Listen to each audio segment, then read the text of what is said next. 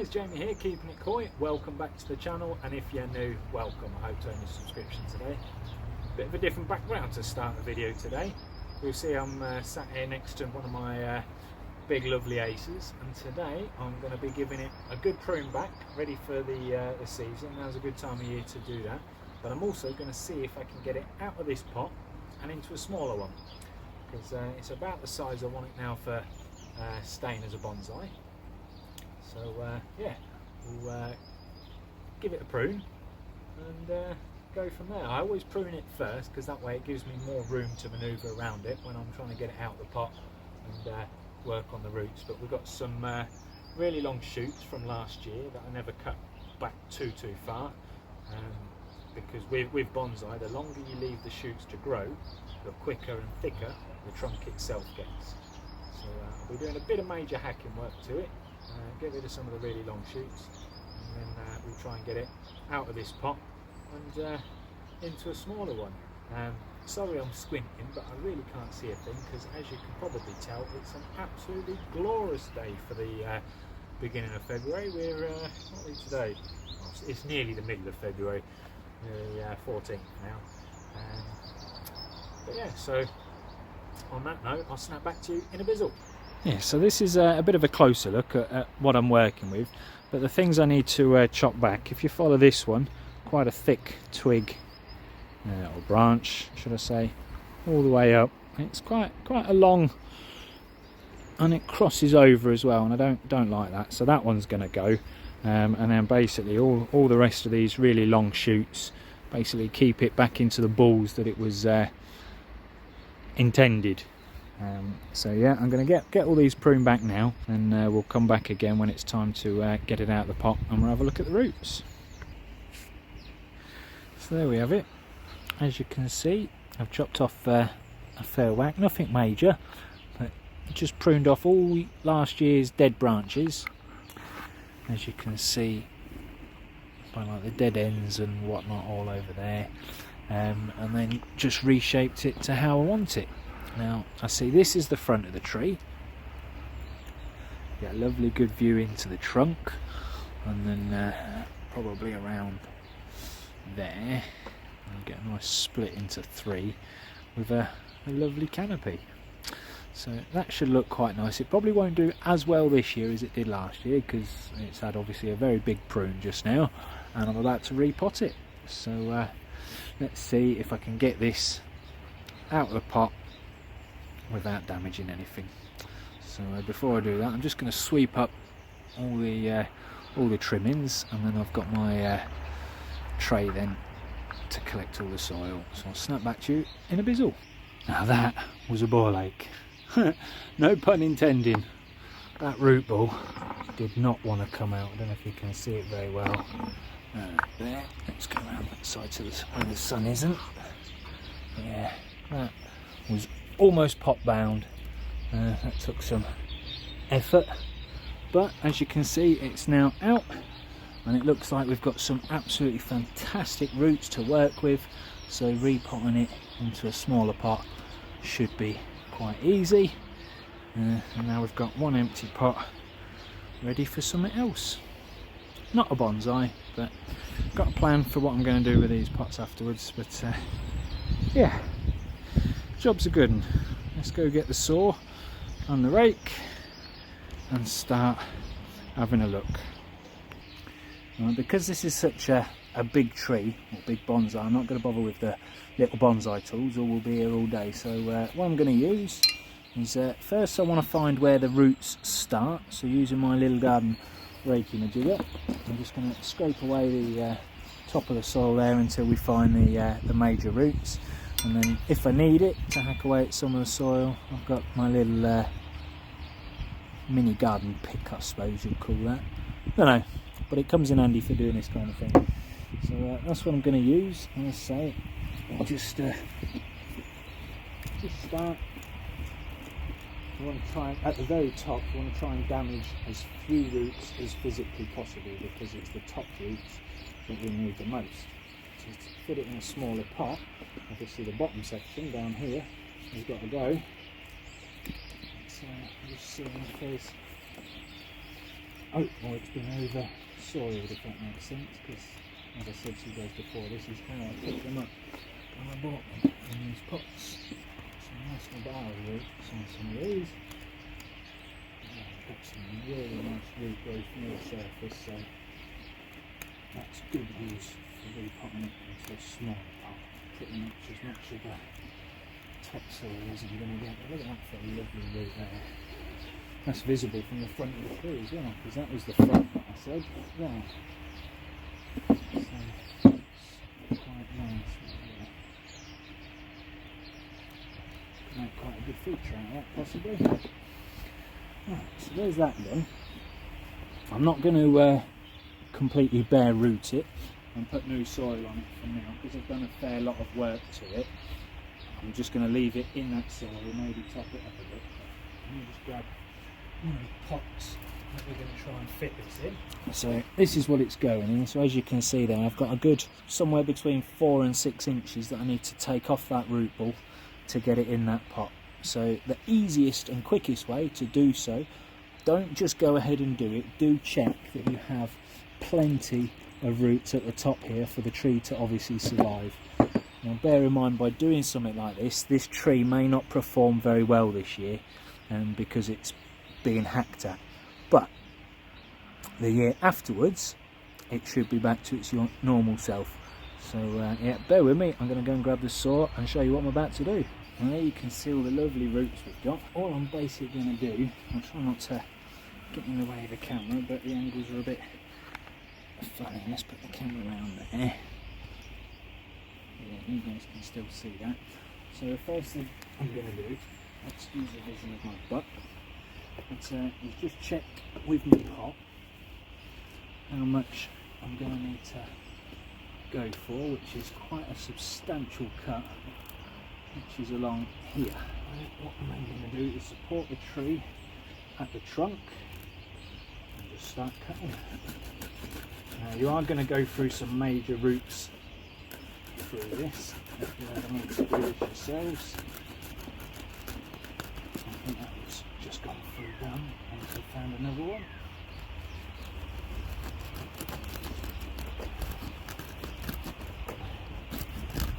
Could do with a bigger saw, to be honest. This is the biggest one of these I've ever had to do.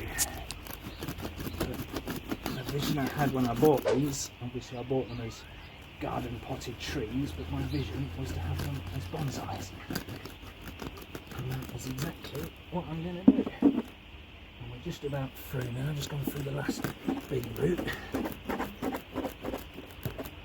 there we have it. So you can see probably in here, not any massive roots, got one there, and another one here.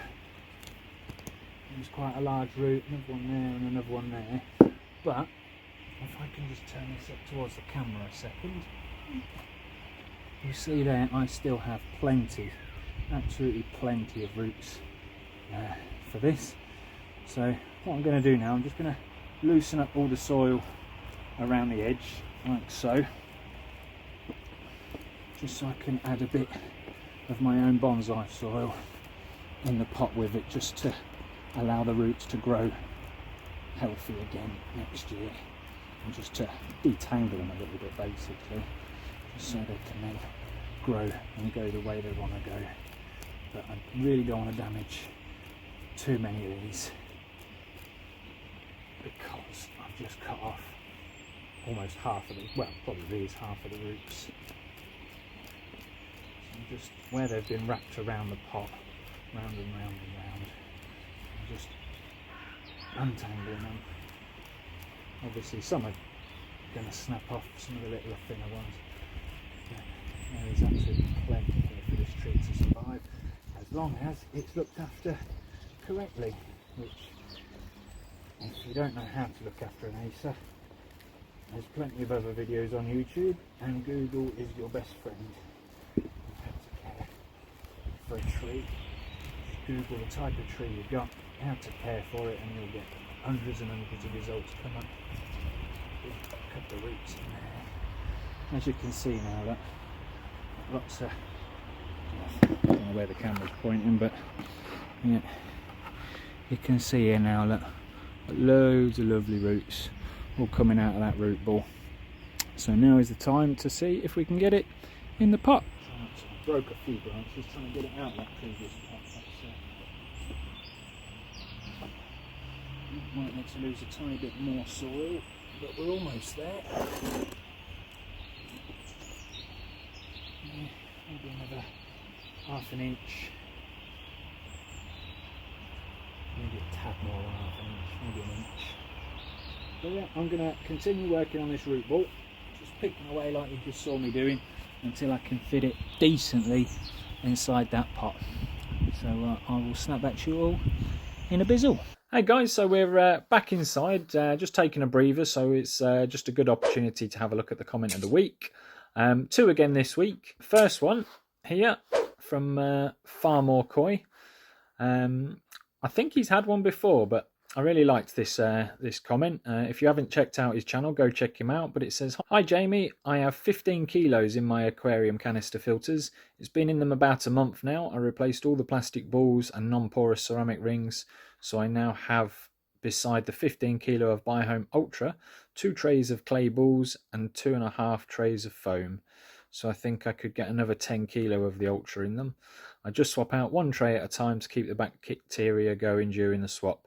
In the last month, I've seen some real improvements on my water, given the tanks hold a small quantity of water and are supporting quite a high load from the koi.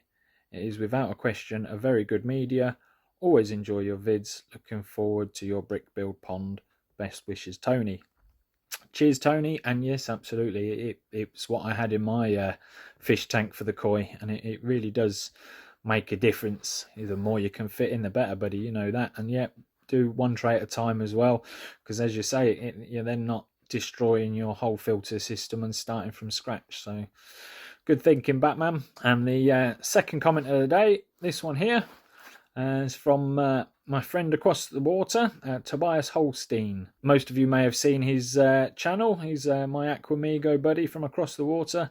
He's just finishing off a pond build, looking really, really good. He's just fitted the skimmer on his last video. But yeah, he said, "Your filter looks really clean. I'll have to check out that media. Maybe I'll give it a try. Does the media get smaller over time? The new media looks a lot bigger than the ones you've had for a while." Now, I picked this comment because, yeah, I think I mentioned ever so slightly in the video, but I didn't really explain myself. But yeah, Biohome comes in 3 or 4 different shapes. You've got the Biohome for ponds and Bakki showers, which is the bigger chunks, about yay long, about yay fat, and that was the ones that I had delivered. The little teeny weeny ones that were in my shower is the standard sort of fish tank and aquarium size. So they haven't shrunk. They weren't that big to start off with and then shrunk. They were bought that size, and they haven't shrunk at all in the 6 years that I've been using them. And as I said in that particular video, I know people that's been using it for 20 plus years and theirs haven't deteriorated or shrunk at all. So it does last a very, very long time. You may have seen a community post I shared the other day. That was the video that made me buy the stuff in the first place. And the other media that you can get for it, you can get what they call bio gravel, which is an even smaller one, little tiny round balls about yay big. You can fit an awful lot of that in a very small filter. Again, really designed for fish tank filters. And lastly, a new one that I've seen Richard talking about is the Biohome, can't remember what it's called now, but it's basically the shape of aquarium rocks. So you can make rock displays in your fish tank out of Biohome, which I think is an absolutely brilliant idea. Really like the idea of that.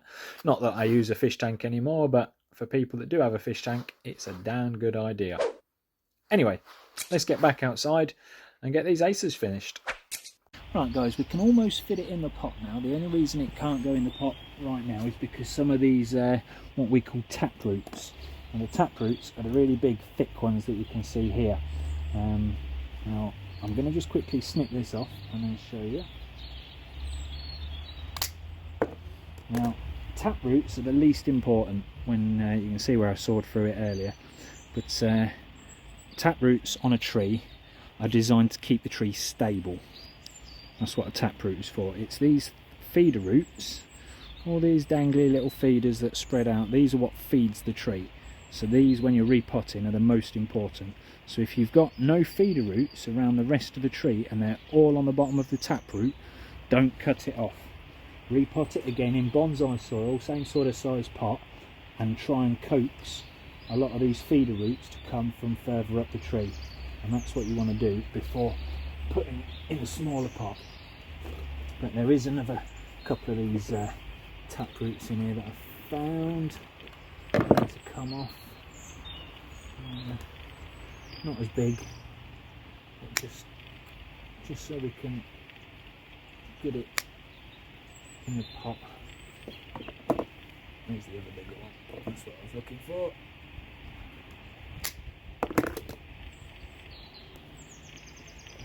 There's one more somewhere. Yeah.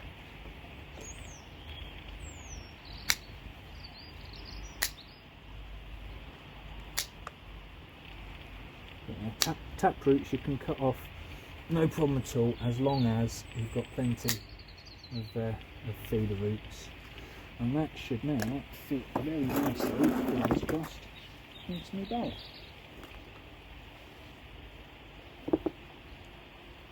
Yeah, almost perfect. What do you reckon to that?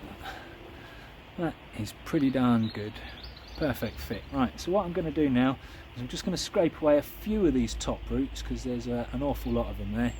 And then once I've done that, we'll get some bonsai soil mixed in around, basically just around the edges and at the bottom, just so the roots can sort of spread out again.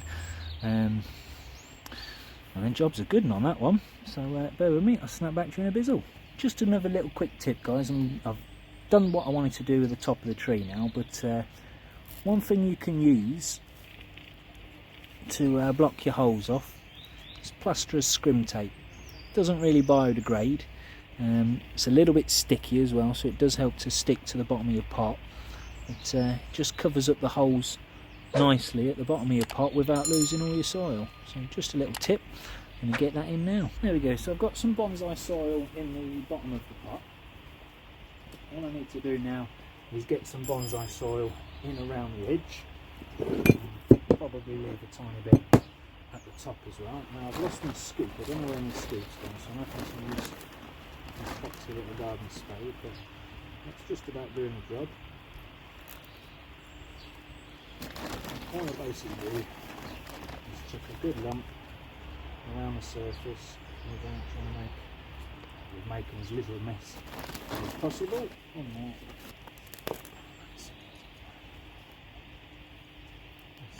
And then what I'm basically going to do is just using my little bonsai tools. I've got my chopstick and my mini spade. I just want to basically try and get every little gap down the sides done as we can. Obviously before you do this, make sure your tree is in the position you want at the right angle and everything, and then just poke all your roots and the soil down the sides. You can use your fingers to start off with as well, that does speed things up a bit. That fills in all the big gaps, just making sure all the roots are in and covered.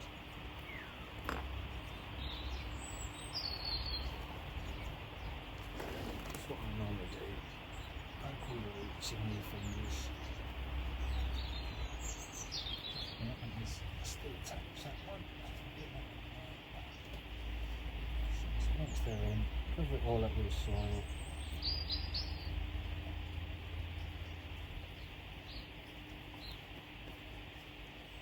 So once they're all covered, you can then start poking away and just make sure that there's no air pockets. That's what we're trying to achieve with this. If you leave big air gaps in where the soil is, the roots where the air is will just die. You need to be able to suck in the moisture from the soil. And there's nothing worse leaving a big air gap right near the top of a root. That could end up killing that whole length of root then, right here. You can just see that just completely disappearing, so there's not an awful lot of soil there, not a lot of air. So bring some more soil over and poke it again, make sure. that's what you're looking for with your chopstick or your mini spade, whatever you're doing this with, even your finger if you don't have either or. I'll just find a little stick from the garden. Again, you can see here that it's just disappearing, which means there was quite a big air pocket there. Let's see if we get some more soil. Take it down there. A little bit of a firm as you go. And by just poking it back into the where you just push the soil into, it's just pushing it into every nook and cranny. Now this video, although so far it's probably only been about 15-16 minutes for you guys, I've been doing this tree, what's the time now? 2 o'clock, so I've been doing this tree for 2 hours. It's just a case of take your time, don't rush it. If you're taking your real time and the roots are starting to dry out, just sprinkle in with a tiny bit of water. You don't want them dripping, just dampen them off. How's that side done?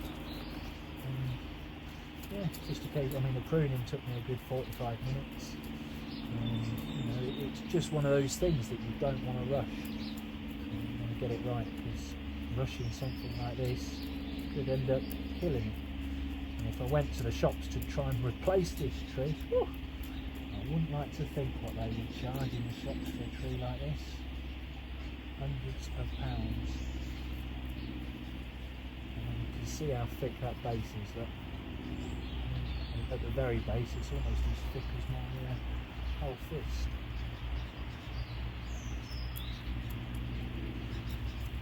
But I'm quite happy with how it's fitted in this pot. Spent ages looking for the right type of pot to use, but need a bit more soil now. Although it looked like it was overfilled a minute ago, and you start poking it down into the holes, it soon disappears. One that side, one that side.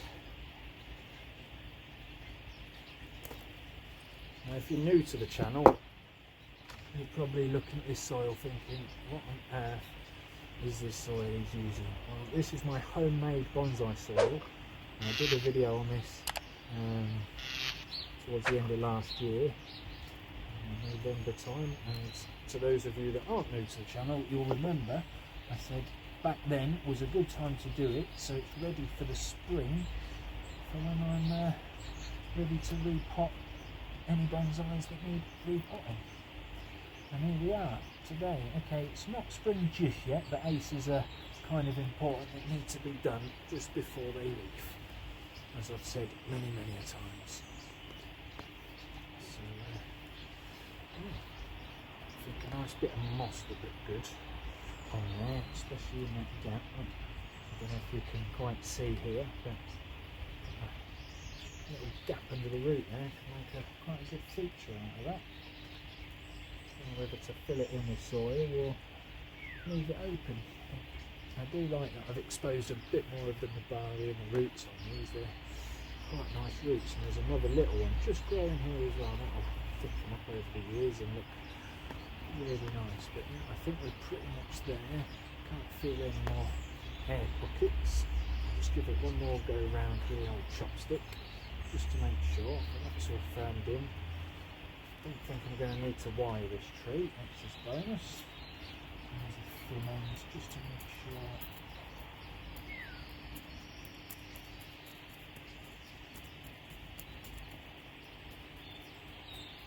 By using a chopstick like this as well, just by poking it in and out, you can find and feel for your air gaps, but without majorly damaging any of the roots under the tree. It's why we do it. If you do come across any roots like this that are at the surface, you've got one of two options. Try and poke it back in, cut it off. And as you can see on that one, I cut it off. Got plenty of roots in there to keep the tree alive. And voila.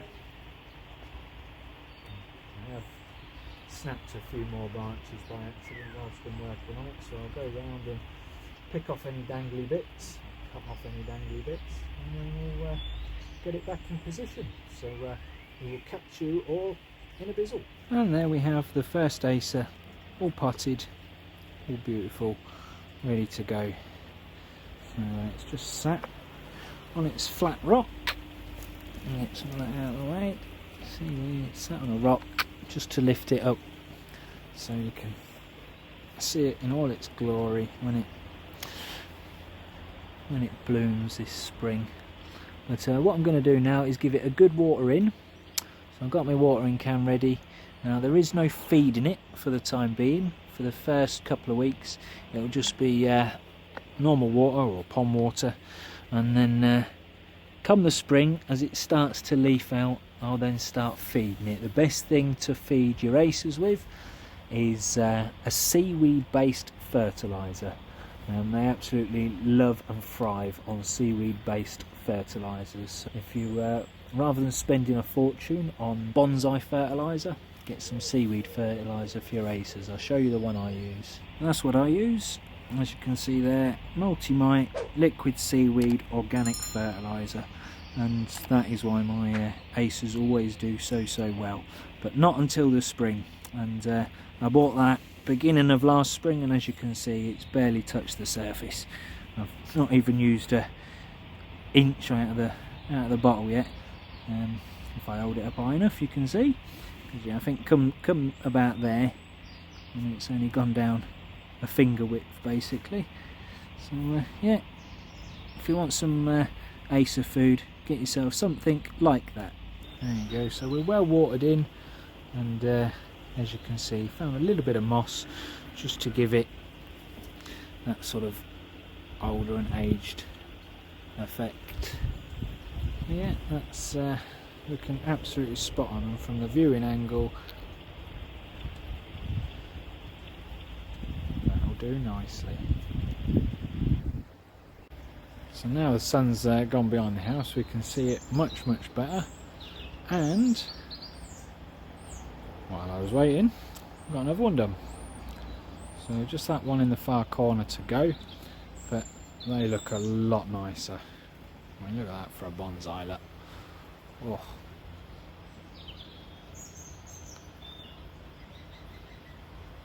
I think that one's my favourite so far, and to be honest I think that one's going to be better looking than that one. That one's more of just a plain canopy tree, broom style tree as they say. But yeah, both lovely, and hopefully they do absolutely well.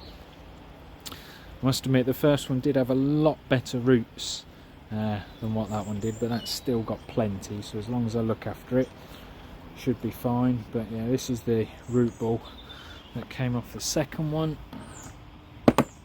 All the roots on this one, or majority of the roots, were down the bottom, and that one had a shed load of stones in the bottom, which is really good to encourage root growth, and obviously your drainage and whatnot. But that's where all the roots ended up, and there wasn't many up top. But yeah, there was enough, so hopefully we're fine there, because that's one thing I don't want to be doing, killing them. But yeah, the fish are finally up off the bottom. They've been on the bottom the last few days because of how cold it's been. They're all now, feed me. Look at them. They must know the weather's changing, because the temperature hasn't gone up that much since the other day. I mean, it was 4 degrees yesterday in there. I did do a big water change yesterday, so that might have brought it up a tiny bit. And we're still 4 degrees today. So yeah, you're not having any fishies. Sorry, not having any.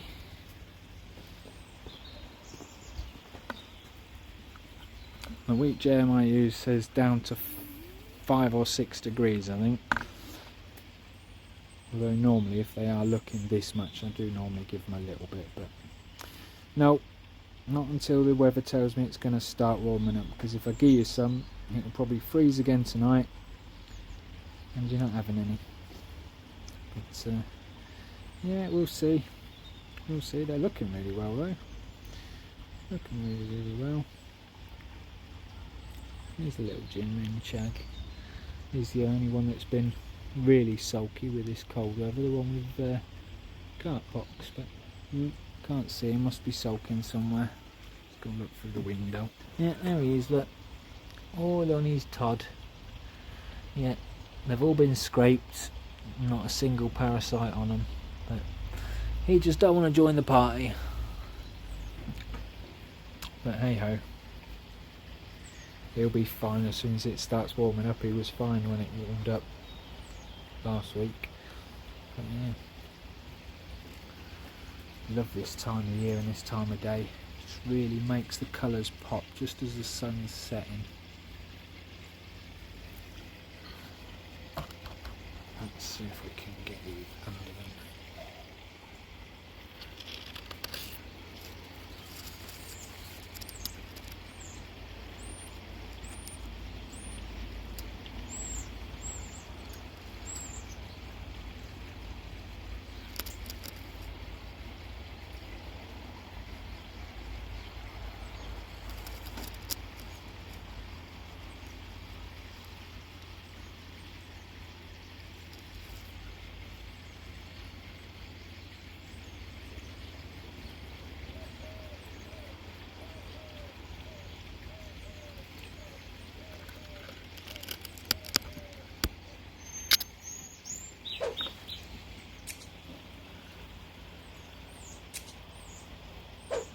Already reused the first flower pot. That's one of my lemon trees that were covered up under the green thingies over there, but the frost got to this one a little bit, and it's looking a bit worse for wear, bless it. So I will see if I can bring that back to life. But it's got loads, some of the old soil that were on the old Acers. They use the same soil anyway, the old ericaceous soil. But I also added a specific type of soil that's especially for lemon trees as well.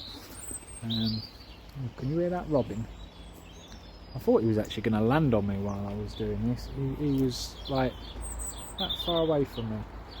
He's kneeling down, sorting this out, but yeah, I can hear him. But yeah, so I'll wrap it up here. I've got some tidying up to do now before we lose the light, because as you can see it's just gone over those houses again, so it's not going to be long.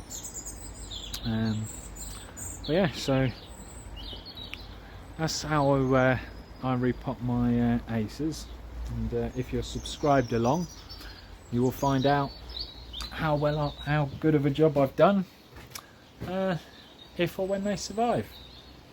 So hit the subscribe button and you can follow the journey with me. You'll also be able to follow the journey when I repot all these hundreds of black pines. Say hundreds, it's just like 70. But yeah, so thank you all for watching. If you want to know how to make your own bonsai soil, check out that video there, and we will catch you all on the next one.